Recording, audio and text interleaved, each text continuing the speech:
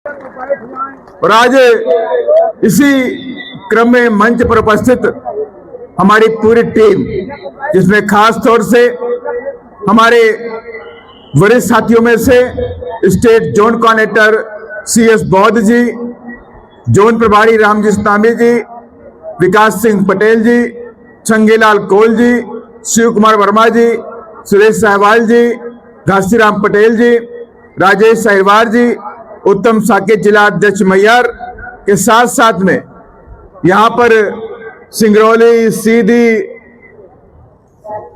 हमारी समझ से पन्ना, छतरपुर, कई जिलों की टीम यहाँ बैठी हुई है।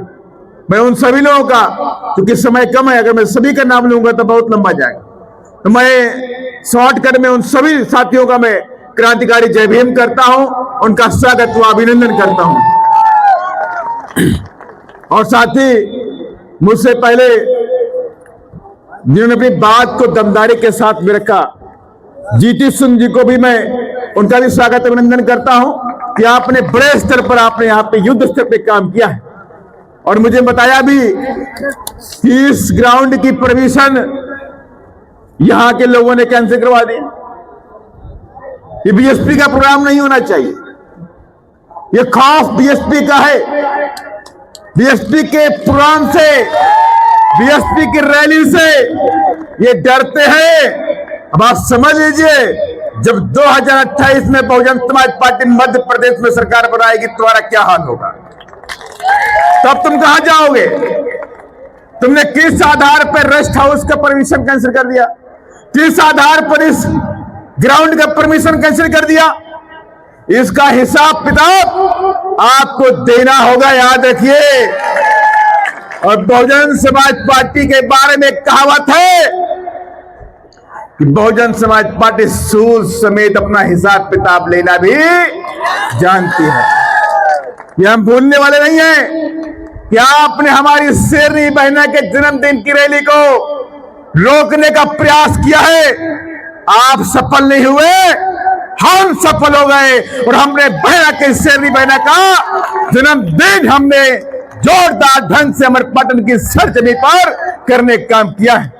और मैं आपसे कहना चाहता हूं, आपकी शेरनी बहना ने आज कह दिया है प्रेस कॉन्फ्रेंस के माध्यम से, 11 बजे माननीय बहन ने लखनऊ से प्रेस कॉन्फ्रेंस किया और कहा कि मैंने अपना पूरा जीवन अपने बहुजन समाज के साथ साथ में सर समाज के गरीबों के लिए, उनके उत्थान के लिए लगा दिया है।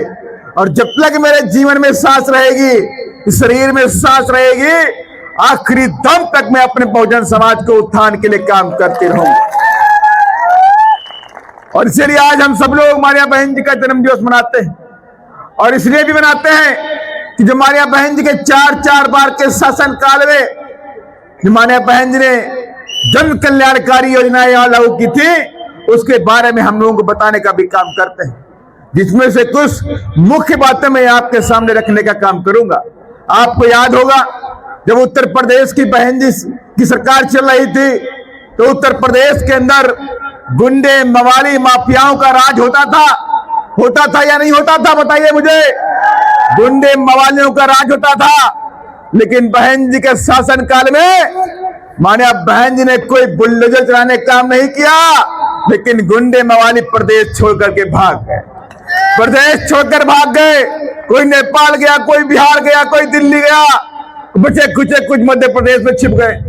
और जो नहीं भाग पाए, ऐसे 1,58,000 गुंडे, मवाली, बलात्कारी, भू माफिया, जंगल माफिया, उनको उठा करके माने बहन जी ने जेल की सलाखों के पीछे डालने का काम भी किया।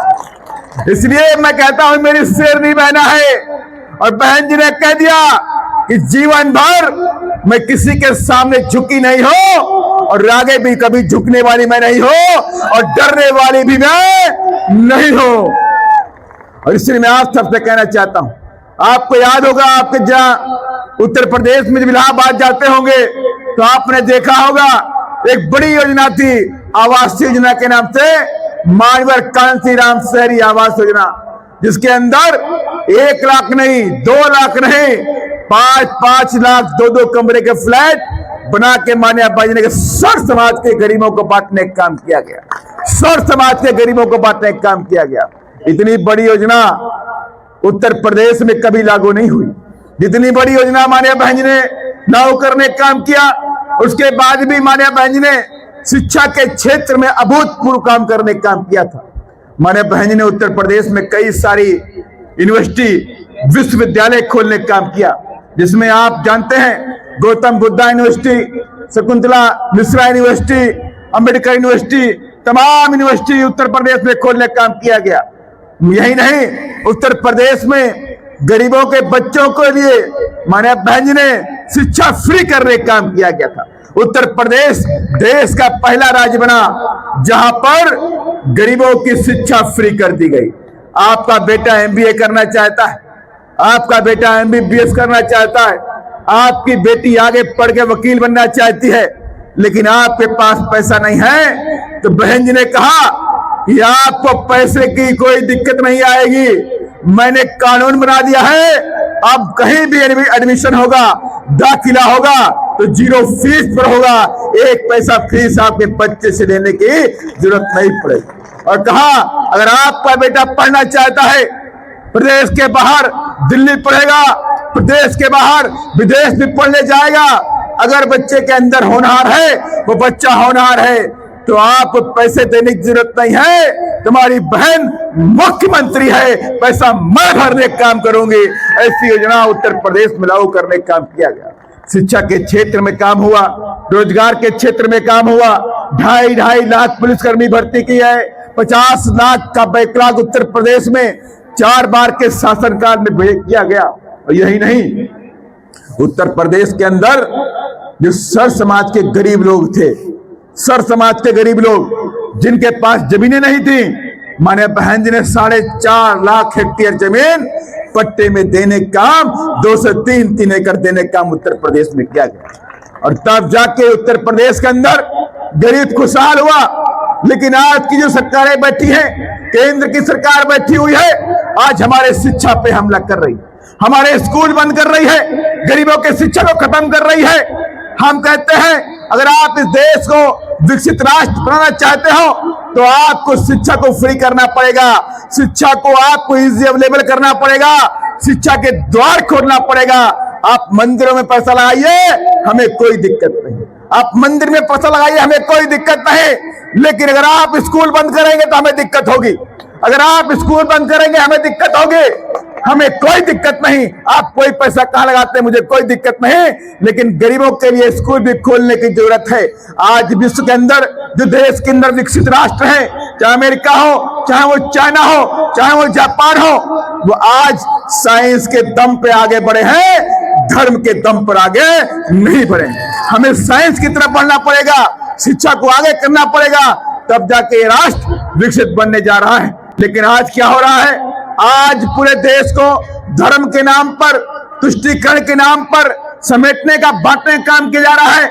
लेकिन मैं आज से कहना चाहता हूं, जब उत्तर प्रदेश के अंदर आदरणीय बहन जी की सरकार चल रही थी, तो ये तुष्टीकरण करने वाले, धर्म की राजनीति करने वाले, नफरत बांटने वाले लोग, इनकी दुकानें बंद हो गई थी, इनको कोई पूछने वाला भी नहीं था साथियों। इसलिए मैं कहना चाहता हूं, अगर आप चाहते हैं देश के अंदर, प्रदेश के अंदर और मध्य प्रदेश के अंदर अमन चैन कायम हो, तो आपको बहुजन समाज पार्टी की सरकार को लाना पड़ेगा।